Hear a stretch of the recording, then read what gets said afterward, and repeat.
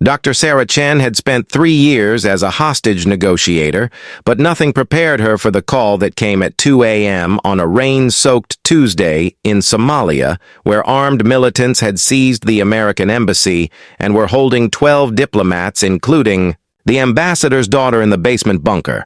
The Navy SEAL team had the building surrounded, but their thermal imaging showed the terrorists had rigged explosives throughout the structure, and any breach would result in certain death for all hostages. Commander Rodriguez briefed Sarah on the impossible situation, explaining that the militant leader Khalil Hassan was demanding the release of his brother from Guantanamo Bay in exchange for the hostages. But intelligence suggested Hassan was planning to detonate the bombs regardless of any negotiations. Sarah studied the building schematics, knowing that in 6 hours, the militants' deadline would expire, and she would have to find a way to save 12 innocent lives when every tactical option had been exhausted. The flight from Djibouti to Mogadishu took 47 minutes, but felt like an eternity as Sarah reviewed the classified files on Khalil Hassan, discovering that he had lost his entire family in a drone strike 2 years earlier, and his brother Amari was the only surviving member of his bloodline. The psychological profile painted Hassan as a brilliant former engineering student who had turned to extremism after watching his village burn, and Sarah realized she was dealing with someone who had nothing left to lose, which made him infinitely more dangerous than a typical terrorist. The helicopter touched down on the embassy compound at dawn, and Sarah could see the bullet holes in the walls and the bodies of 3 Marine guards who had died defending the building during the initial assault. Commander Rodriguez met her at the landing zone, and his weathered face showed the strain of a man who had seen too many impossible missions, but never one quite like this. The SEAL team had been in position for 18 hours, and their reconnaissance had revealed that Hassan had positioned his men strategically throughout the embassy with overlapping fields of fire that would make any assault a suicide mission. The thermal imaging showed 12 heat signatures in the basement bunker, along with what appeared to be large quantities of explosives, and Rodriguez explained that Hassan had somehow acquired military-grade C4 plastic explosive, which meant the entire building could be reduced to rubble in seconds. Sarah studied the satellite images and noticed something that made her stomach turn. The embassy had been built over an old colonial-era tunnel system that connected to the city sewer network, which meant Hassan could potentially escape even if he detonated the building. The first communication attempt came at 0800 hours when Sarah tried to establish contact through the embassy phone system, but Hassan refused to answer and instead sent out a video message showing the hostages bound and blindfolded in the basement with explosive devices clearly visible attached to the walls. The ambassador's daughter, Emma Morrison, was only 19 years old and had been visiting her father for the first time since her parents' divorce, and Sarah could see the terror in the girl's eyes as Hassan spoke directly to the camera demanding that his brother be released within 6 hours, or he would begin executing hostages one by one, starting with the youngest. The video also revealed that Hassan had at least 8 heavily armed militants with him, and they all appeared to be wearing suicide vests, which confirmed Sarah's worst fears that this was intended to be a martyrdom operation. Sarah spent the next 2 hours analyzing every detail of the video, looking for clues about the building's interior layout and the psychological state of the militants. She noticed that one of the guards appeared to be favoring his left leg, suggesting he had been wounded during the initial assault, and another seemed to be constantly checking his watch, which indicated they were operating on a strict timeline. The basement bunker appeared to be the old embassy safe room, which meant it had reinforced concrete walls that would contain any explosion, but also make rescue nearly impossible. Sarah also observed that Hassan himself seemed calm and controlled, unlike his men who showed signs of extreme stress and fatigue.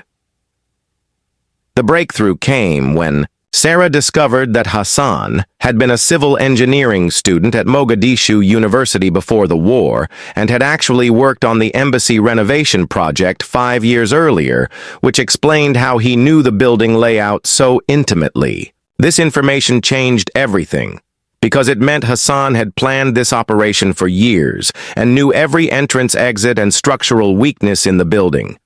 Sarah realized that Hassan wasn't just seeking revenge, he was trying to make a statement that would resonate throughout the region and inspire other militants to similar acts of terrorism at 1,000 hours. The situation deteriorated further when Hassan called the SEAL command post directly and spoke to Sarah for the first time. His voice was eerily calm as he explained that he had been monitoring their radio communications and knew exactly how many men they had positioned around the building. Hassan then demonstrated his technical sophistication by remotely detonating a small explosive device in the embassy parking garage as a warning shot that shook the entire compound and sent a clear message that he was in complete control of the situation. Sarah tried to engage Hassan in conversation about his brother and his family, but he cut her off and stated that he would only negotiate with someone who came into the building alone and unarmed. The psychological assessment team arrived from Nairobi at 1100 hours, but their analysis only confirmed what Sarah already suspected. Hassan was operating from a position of absolute desperation and had likely accepted that he would die during this operation, which made traditional negotiation tactics useless. The team leader, Dr. Marcus Webb, explained that Hassan exhibited classic signs of complicated grief combined with post-traumatic stress disorder and survivor guilt, which had transformed into a pathological need for revenge. Sarah knew that she was running out of time and options as the deadline approached, and Hassan became increasingly agitated during their brief radio exchanges. Commander Rodriguez pulled Sarah aside at 11:30 hours and explained that Washington was considering a military strike on the building using bunker buster bombs that would eliminate the threat but also kill all the hostages. Sarah realized that the politicians were willing to sacrifice 12 innocent lives to prevent Hassan from escaping and potentially carrying out future attacks. The commander also revealed that satellite intelligence had detected unusual activity in the tunnel system beneath the embassy, suggesting that Hassan might have additional escape routes or reinforcements waiting underground.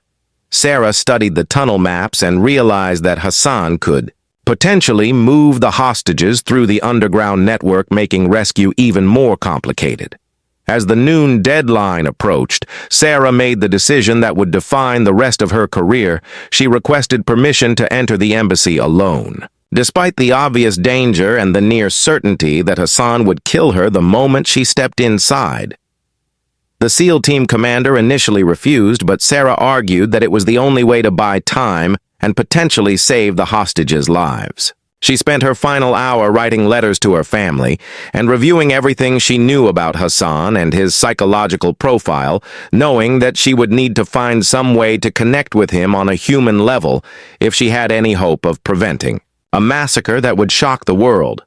Sarah convinced the SEAL team to let her approach the embassy alone, carrying only a radio and wearing a bulletproof vest as she walked through the empty streets of Mogadishu with sniper rifles trained on every window above her. The first contact came when Hassan himself answered her call through the embassy phone system, and his voice carried a cold rage that made her blood freeze as he described in graphic detail what he planned to do to each hostage. Sarah realized that Hassan wasn't just a terrorist, but a man consumed by grief over his brother's torture in prison, and she began to understand that this wasn't about politics, but about a brother's desperate love turned into murderous vengeance. She managed to convince Hassan to let her speak with one hostage to prove they were alive. But when the ambassador's daughter came on the line, the girl whispered a terrifying message that changed everything Sarah knew about the situation. The explosives weren't just in the building, they were strapped to each hostage, and Hassan had given each militant a dead man's switch. The walk to the embassy front entrance felt like crossing a minefield, as Sarah could sense dozens of weapons trained on her from the surrounding buildings, and she knew that Hassan had positioned spotters throughout the neighborhood who were reporting her every movement back to him. The morning sun beat down mercilessly on the deserted street, and Sarah could smell the acrid smoke from burning tires that militants had set up as roadblocks throughout the city. The embassy building loomed before her like a fortress of death with its windows blown out and scorch marks from rocket-propelled grenades scarring its concrete walls. Sarah paused at the main gate and spoke into her radio, knowing it might be the last time she would communicate with the outside world.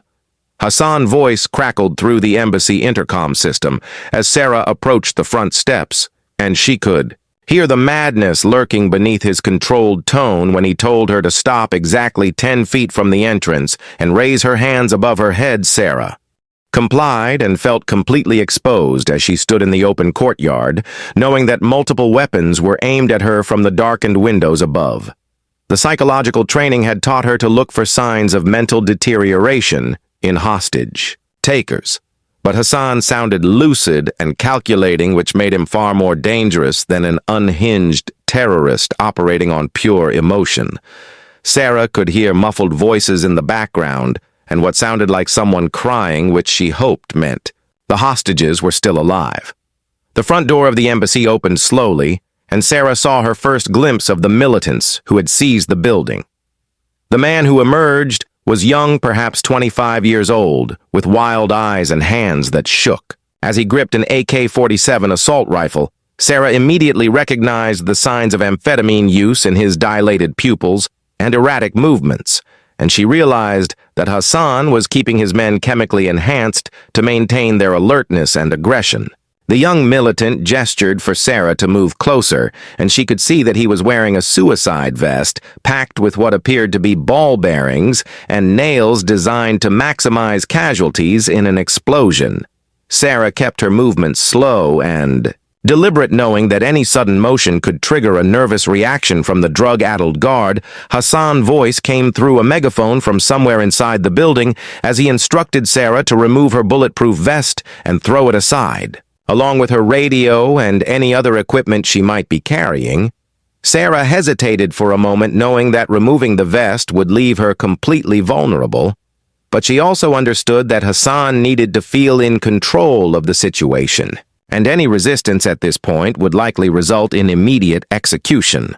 She slowly unbuckled the vest and let it fall to the ground, then raised her hands again to show she was completely unarmed. The young militant approached her cautiously and began a thorough search that revealed the small recording device she had hidden in her shoe, which Hassan had somehow anticipated. The discovery of the recording device sent the militant into a rage, and he began screaming in Somali while pointing his weapon directly at Sarah's head. Sarah remained perfectly still and spoke in a calm voice, explaining that the device was standard protocol and that she had no intention of using it against them. The standoff lasted for several terrifying minutes, until Hassan's voice boomed from the megaphone ordering his man to bring Sarah inside immediately. Sarah could hear the authority in Hassan's tone and realized that despite his men's obvious instability, he maintained complete control over the operation, which suggested a level of planning and discipline that made this situation far more dangerous than a typical hostage crisis. The interior of the embassy was a scene of devastation, with furniture overturned, bullet holes in the walls, and bloodstains. On the marble floor that told the story of the violent assault that had taken place 18 hours earlier, Sarah counted at least 6 more militants positioned throughout the lobby and main corridor, all wearing suicide vests and carrying automatic weapons. The smell of cordite and fear hung heavy in the air, and Sarah could hear the distant sound of someone sobbing, which she hoped was one of the hostages rather than a wounded guard. The militants watched her with a mixture of curiosity and hatred, and Sarah realized that many of them were probably teenagers who had been recruited from refugee camps and indoctrinated with a lethal combination of religious extremism and amphetamines. Hassan appeared at the top of the main staircase, and Sarah got her first look at the man who held 12 innocent lives in his hands. He was older than she had expected, perhaps 40 years old, with graying hair and intelligent eyes that burned with an intensity that made her skin crawl. Hassan was well dressed in a clean white shirt and dark trousers, which contrasted sharply with his men's ragged appearance, and suggested that he saw himself as a leader rather than just another militant. Sarah noticed that Hassan was not wearing a suicide vest, which meant he either planned to escape or had a different method of ensuring his own death when the operation concluded. The conversation that followed would haunt Sarah for the rest of her life, as Hassan spoke with eloquent precision about his brothers suffering in American custody and the systematic destruction of his family and village by drone strikes. Hassan described watching his 8-year-old nephew die in his arms after a missile strike, and Sarah could see that his grief had transformed into something far more dangerous than simple hatred. The man standing before her was not a mindless terrorist, but an educated individual who had been broken by loss and had channeled his pain into a carefully planned act of revenge that would send shockwaves around the world. Hassan led Sarah down a corridor lined with photographs of previous ambassadors and diplomatic achievements that now seemed like monuments to a more innocent time. The basement door was reinforced with steel plates, and Sarah could see that Hassan had welded additional locks into place, which meant that even if the SEAL team attempted a rescue, the hostages would be trapped in what amounted to a concrete tomb. Hassan paused at the door and turned to Sarah with a smile that chilled her to the bone as he explained that she was about to see something that would change her understanding of the situation completely. The sound of the heavy door opening echoed through the corridor like the opening of a crypt, and Sarah steeled herself for whatever horror awaited her in the basement bunker, where 12 innocent people were counting on her to save their lives. With this new information, Sarah made the decision that would haunt her forever. She ordered the SEAL team to stand down completely and walked into the embassy through the front door with her hands raised, knowing that she was likely walking to her death.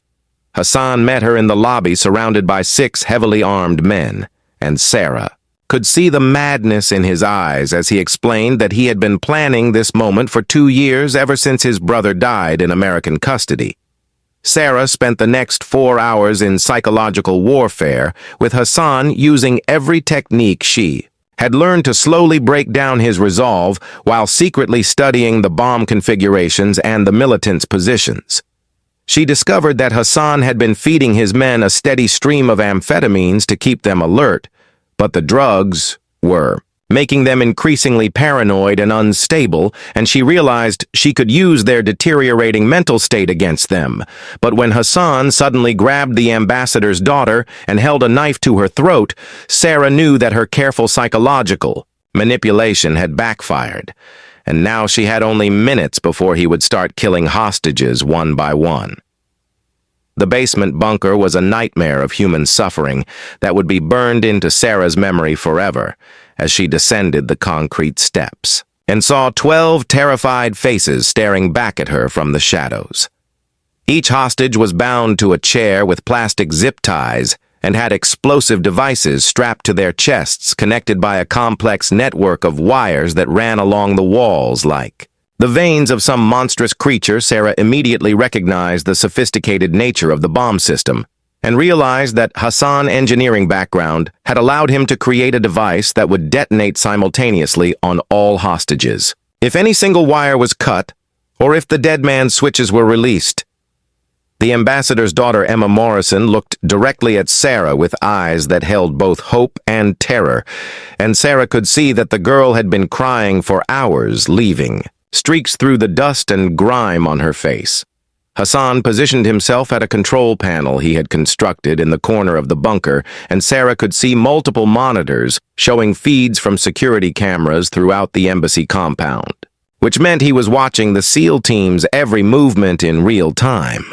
The control panel also featured a master detonator switch that Hassan kept his hand near at all times, and Sarah realized that he could kill everyone in the bunker with a simple flick of his wrist. Hassan began to speak about his brother Amari and how the Americans had tortured him for information about terrorist cells that didn't exist, and Sarah listened carefully for any emotional vulnerability she could exploit while simultaneously memorizing the layout of the explosive devices and looking for any possible weakness in the system. The psychological profile had indicated that Hassan was driven by grief and survivor guilt, but Sarah quickly realized that his motivation was far more complex than simple revenge, as he described in detail how he had watched American drones destroy his village and kill his family while he was away studying engineering in Mogadishu. Hassan explained that he had tried to live peacefully after the war and had even worked with international aid organizations to rebuild schools and hospitals, but the death of his brother in American custody had shattered his faith in any possibility of justice.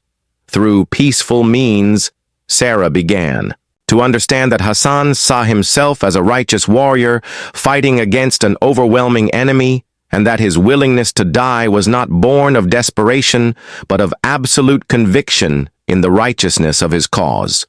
The militants guarding the hostages showed increasing signs of drug-induced paranoia as the hours passed, and Sarah watched them become more agitated and trigger-happy with each passing minute. One young fighter named Abdi kept muttering to himself in Somali and checking his weapon obsessively, while another militant named Omar had developed a nervous tic that caused him to jerk his head every few seconds. Sarah realized that Hassan had created a powder keg of unstable men pumped full of stimulants and armed with automatic weapons and dead man switches, and she knew that any sudden noise or movement could trigger a massacre, even if Hassan didn't give the order.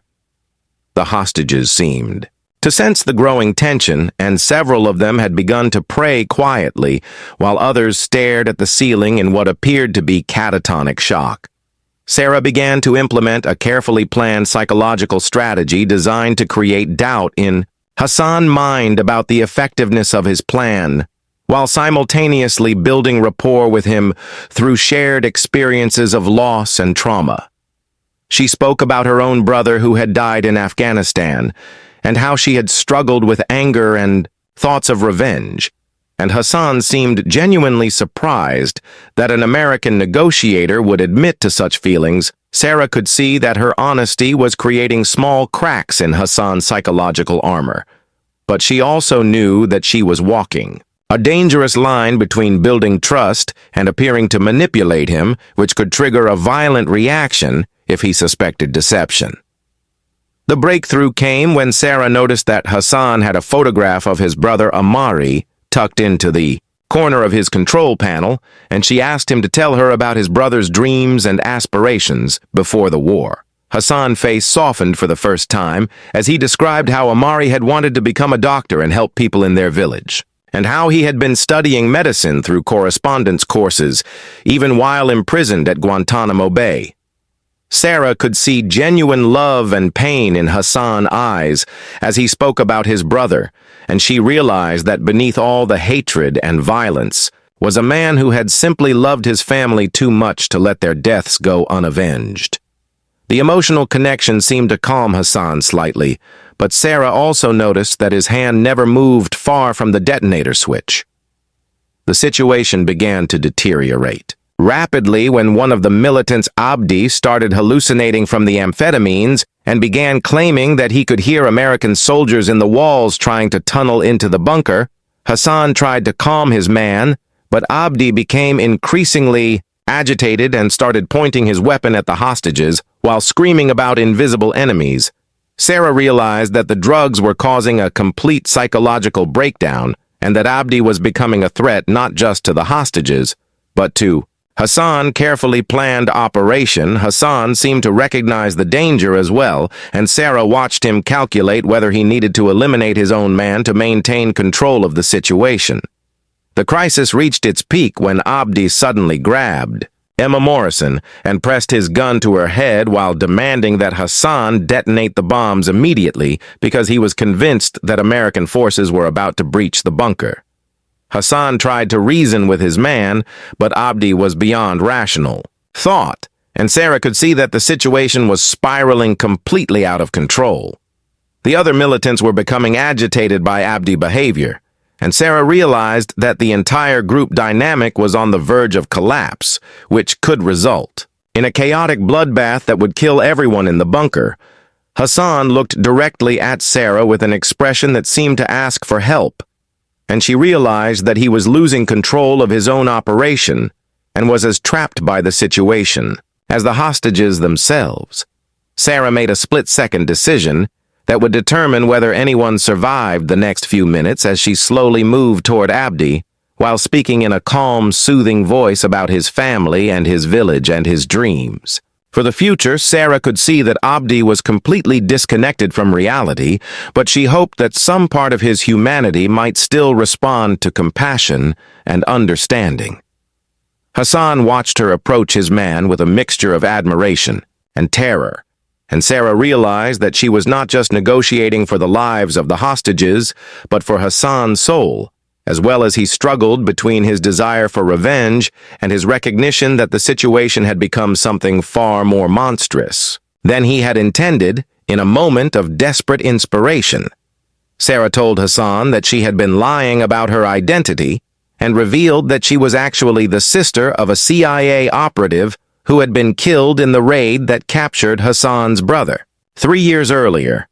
The revelation stunned Hassan into momentary silence, and Sarah used those precious seconds to grab the nearest militant's weapon and shoot out the building's main electrical panel, plunging the embassy into complete darkness. In the chaos that followed, Sarah used her knowledge of the building layout to guide the hostages toward a service tunnel she had spotted during her reconnaissance.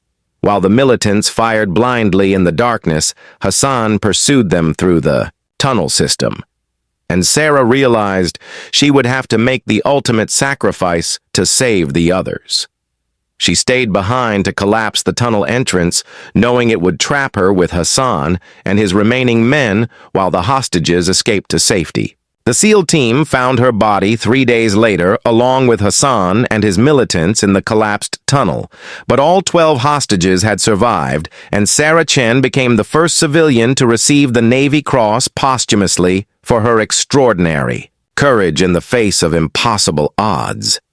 The lie about her brother's death had been a calculated gamble that Sarah hoped would create enough confusion to give her the opening she needed, and when Hassan staggered backward in shock, she knew she had. Perhaps 30 seconds before he recovered and realized what was happening. The electrical panel exploded in a shower of sparks that illuminated the bunker for one brief, terrifying moment, before everything went black and Sarah could hear the hostages screaming in terror as automatic weapons fire erupted throughout the basement.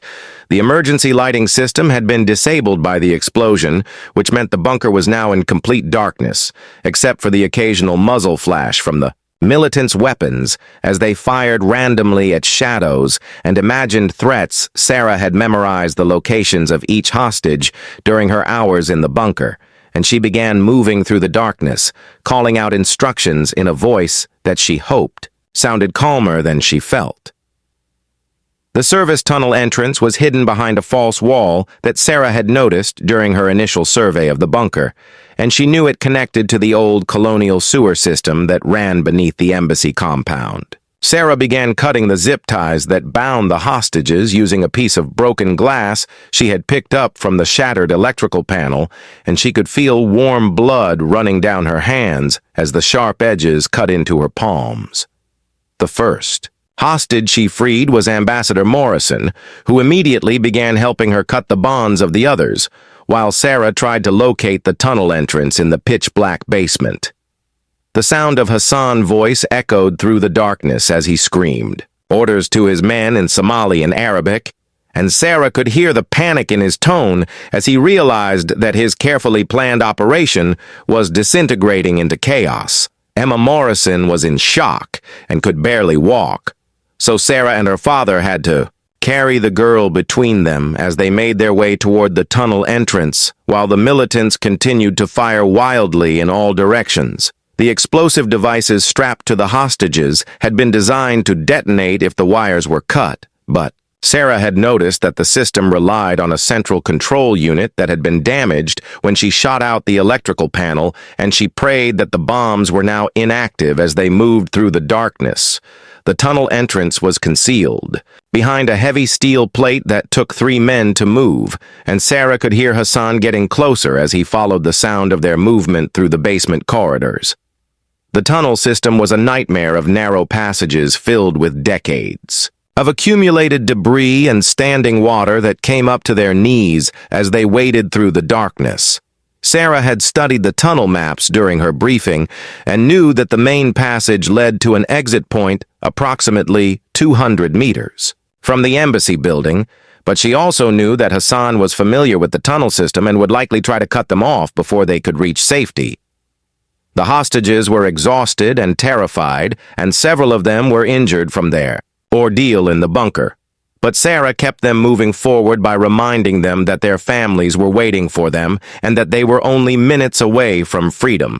Hassan's voice echoed through the tunnels behind them, and Sarah could tell that he was gaining ground as his knowledge of the underground passages allowed him to take shortcuts that she didn't know about. The tunnel began to branch into multiple passages, and Sarah had to make split-second decisions about which direction to take, while knowing that a wrong turn could lead them into a dead end where Hassan would trap them like rats in a maze. The sound of splashing water behind them indicated that Hassan and at least 2 of his men were in pursuit, and Sarah realized that she would have to find some way to slow them down, or the hostages would never reach the exit alive.